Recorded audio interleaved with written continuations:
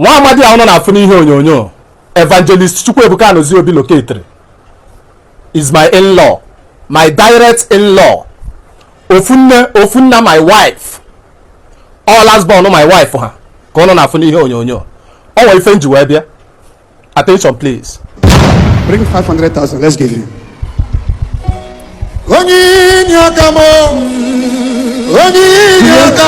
Stop minute.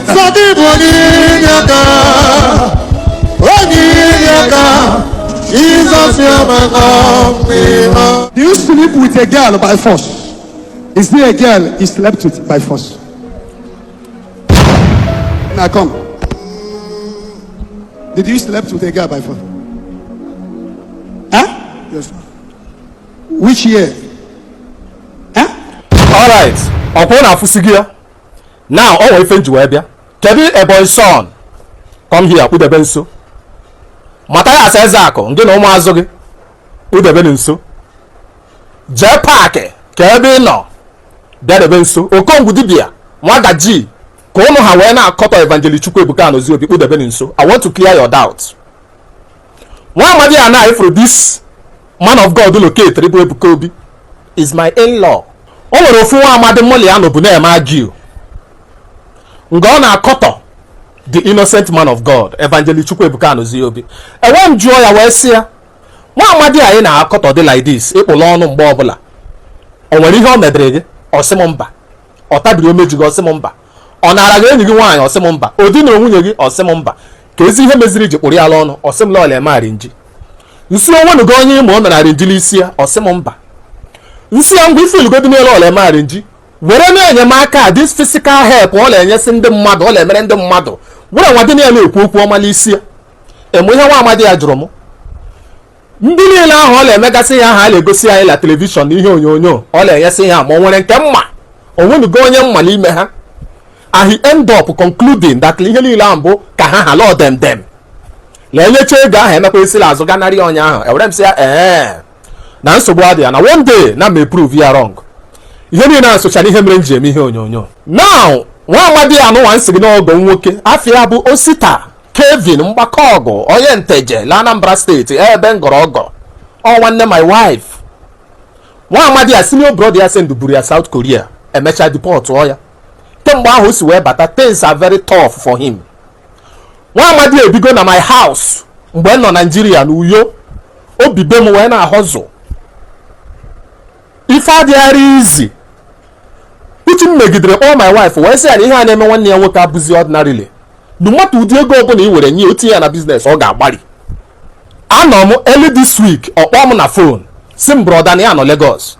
Nsị ya ma ọ dịkwa na mma. Ọ sị m yes na o nwere otu enyi ya nwoke si agbagota Lagos na ọ nwere ọrụ pụtara anya ya bịa ka ọ grant ya the interview. Mana ọ na-agwa m na that interview na ya agaghị ya na ya qualified, but at the end of the day na-agwara ya na ọ dị too big for that very position na enye ya dị ọrụ.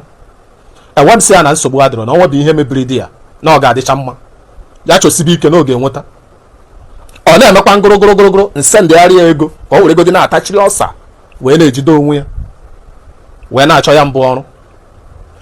Then mkpọọ ya wee buru ya dịsi uche na ọ nọ Lagos ya mee ka ya chọọ ka ba ahụ fụna visitri Zion ground ya mee ka ya chọọ na ọ gara Zion ministry na Chukwunna nwere ike yuzuo nwa amadi abụ Evangelist Ebuka Obi locate ya problem ya. Anọ m yesterday morning na ọkpọọ m la phone ya nọ la Zion. O switch ya to video gosi m nsị ya na ọ ga-adịrị ya na mma. Anọ m that same yesterday night nọ na-ata the one or two things phone m ring ya. Ọ bụrụ unknown number. I don't answer any number that is not registered on my phone. Mana ama m ihe mụrụ m n'obi. What prompted me? Sim PK the call. PK ọ bụrụ ya. Ọkpọọ m broda si ya nna ka ime anụghara m olu ya si ya dị mkpa ka ị mere. Ya chere na ma kpochighị azụ na ndị busy. Ọ sị m mba market na ihe ọma mere. Si ya gịnị mere? Ọ sị m na Evangelist Ebuka Obi locate ya. I was like what? No locate ya. Na ihe ahụ m kwuru emego. O switch to video call isi ya niile mmanụ. The young man na-agba m okwu na phone na ebe akwa. No just no locate ya, no summary ya 500,000 naira dịka ụnụ fụrụ n'ihe onyonyo. Now, kedu ndị Thomas anụwa na-arụ abakpụ nwa amadi ala ọnụ? ọkwụ na afụ gị ide play ide show o megidego na metụta m n'ahụ.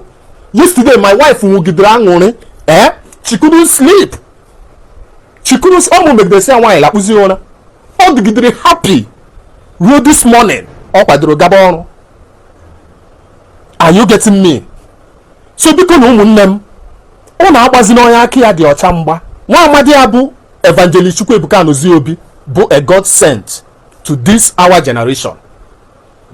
Ọ na-agbazili onye aka ya dị ọcha mgba.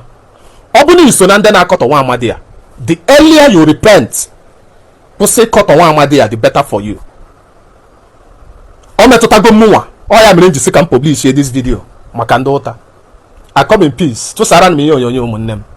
Enwe m sị na ọ ga-adịrị niile na mma. God bless you. Peace.